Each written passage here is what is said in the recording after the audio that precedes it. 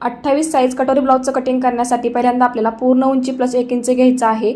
मागील गळ्यानुसार शोल्डरचं माप टाकून घेतल्यानंतर शोल्डर पट्टी प्लस अर्धा इंच शिलाई मार्जिन घ्यायचं आहे आणि तिथून आपल्याला क्रॉसमध्ये पुढील गळ्याची उंची टाकून घ्यायची आहे। 2.5 इंचावरती मार्किंग करून बॉक्स तयार करायचा आहे आणि पुढील गळ्याचा शेप देऊन घ्यायचा आहे।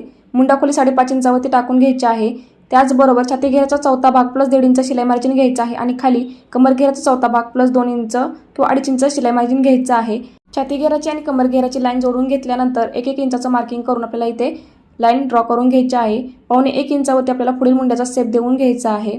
त्याचबरोबर योगपट्टीची मापे टाकण्यासाठी 2.5 इंचावरती मार्किंग करून पट्टीने सरळ लाईन आखून घ्यायची आहे।